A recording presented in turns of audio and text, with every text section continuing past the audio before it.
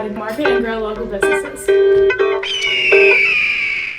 Today we're going to be showing how to market and grow local businesses, and we're going to break it down into 4 simple steps.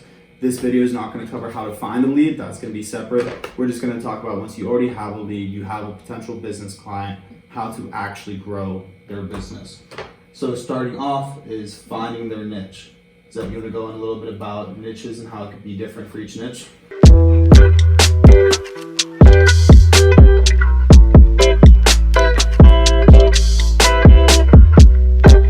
Every business has a niche that's custom to them. You want to show your clients to customers that are in their niche.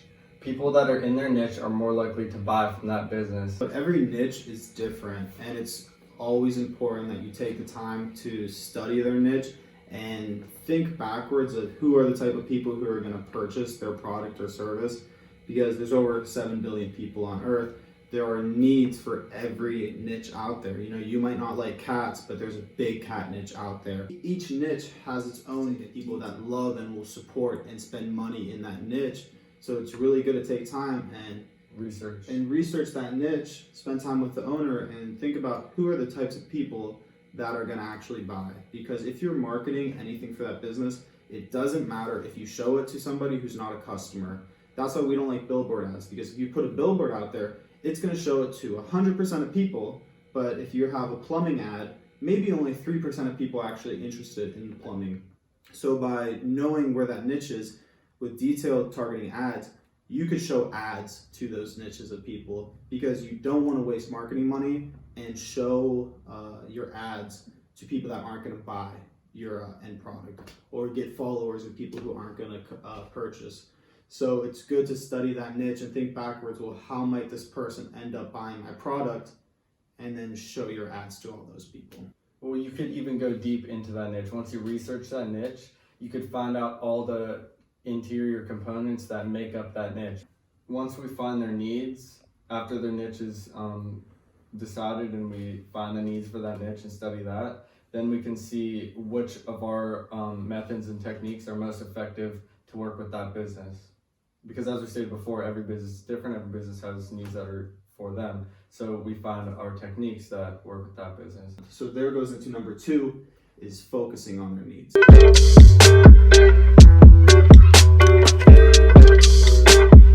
For an example, let's say you go up to a business and you're unfamiliar with their niche, but you spend the time learning their niche. You're going to find out the different needs that business needs to function. And they're going to need to buy maybe raw materials, or they're going to need other imports or exports. And maybe we could help them distribute one of their products, or go more into detail in their niche. And sometimes it's getting their costs down on some of their costs, or it's finding more people in their niche. Sales is completely different from inventory, but by spending time and getting to know that niche, you'll have a better idea of how to actually provide value.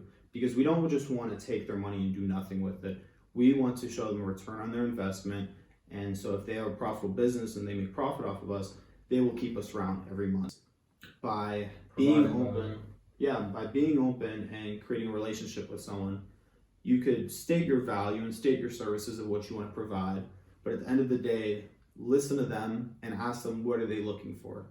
And most people will be open, and they will tell you everything they want. And a lot of times that's sales, maybe that's cheaper prices, maybe that's marketing, maybe that's more brand awareness. Whatever it is, everyone has different needs. But by focusing on what they want, they will tell you what they want. And once they tell you that's the answer, that's what you focus on, that's what you sell them on.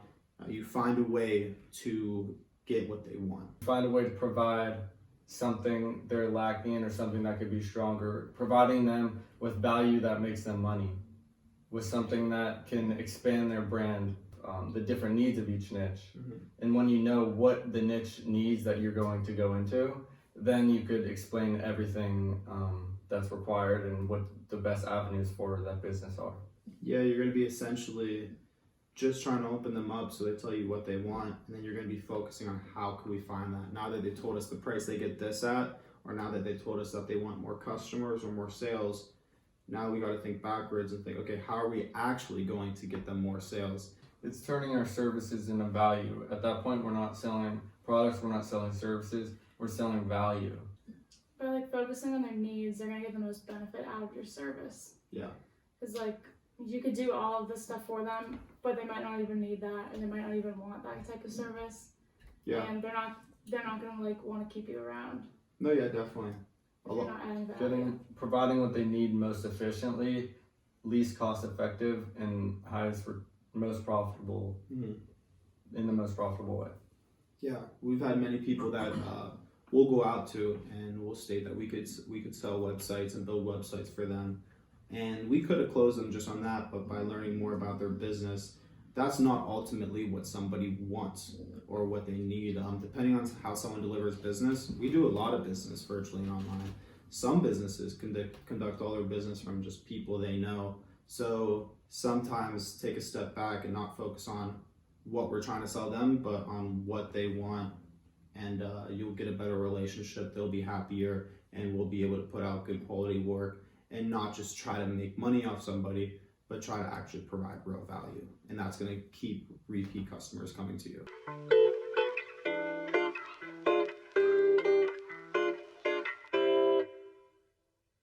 Everything at the initial start is a test. You don't know how it's going to run exactly until you start it. So if it's maybe a party you're promoting, you put flyers out there. If it's a business you're promoting, maybe you do walk-ins. But try 10 different strategies, test it out, and by doing that, you're gonna just learn through trial and error what's bringing the most customers. And if something's not working, it's just your methodology, your method of doing that. So think backwards and try to think of how a customer would find you, and then try again, and then keep testing and replying until you find an unsaturated niche. For example, there's many markets that aren't tapped into, and if you're the first one to tap into that, you can make a lot of money. For one example, if you're on Instagram and you're trying to get leads, you could go on and message businesses who need websites, and you might find a decent amount need them. It might be pretty saturated though, because there's already a lot of people doing that. So if you do maybe a couple creative hashtags such as 𝘕𝐻𝐻𝑢𝑛𝐠 or business 2020 or 𝘕𝐻𝐻𝐻𝑢𝑛𝐠, you're gonna tend to get newer businesses that might not have websites, so it's less saturated. So by spending time doing 100 DMs under those hashtags, you'll get better results than just focusing on hashtags that don't mean anything. So think about backwards, like, okay, if I'm going to try to sell a website, what kind of businesses would need websites? That's typically new businesses that were just formed.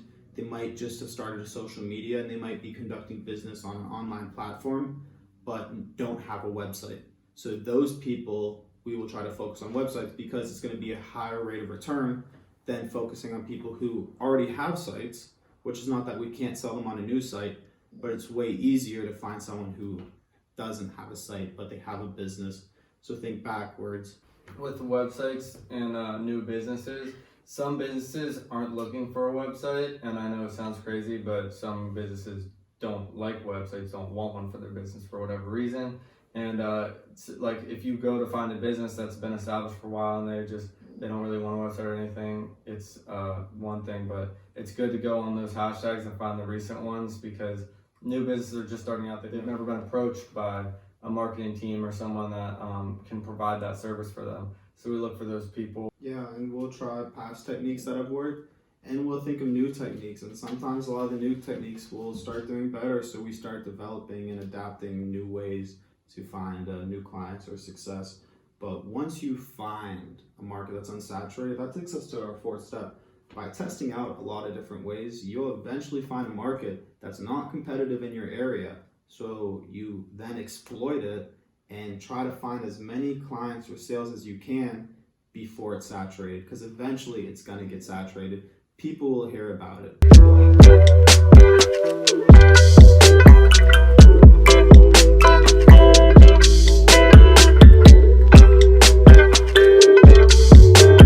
Once we find the techniques we believe that work best with the business, we put all our time into that and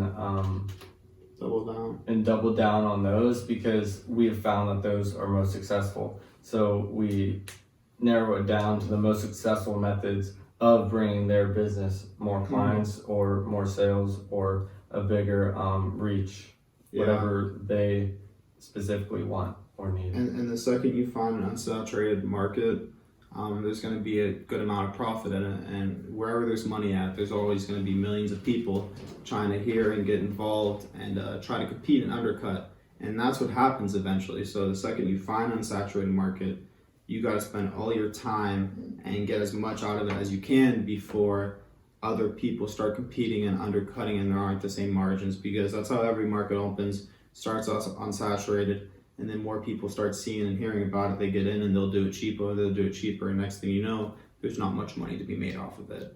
And with what's going on right now, markets can change very fast within a couple months. So it's very good to be able to adapt, and when one market closes, start looking for other niches and other potential markets and test out how to make sales or how to find areas where it's not saturated and where you could compete. And then you're just going to keep doing that process, rinse and repeat, and then you'll be busy if you do it every day.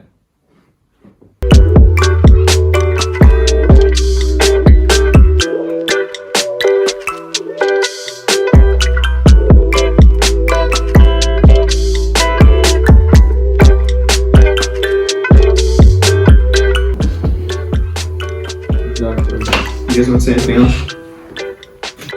Yeah. Opportunities are waiting to be stumbled upon every day.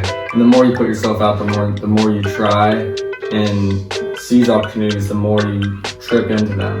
You find one opportunity and you try to act on that, and then you fall into 2 more. And then you act on both of those 4 more. And then you just keep doing that, and just the biggest thing for like what I was saying before, the biggest thing from a business perspective is to be able to adapt.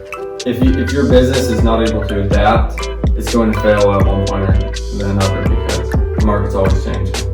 So we want to show business how to adapt and be the most efficient and successful they can.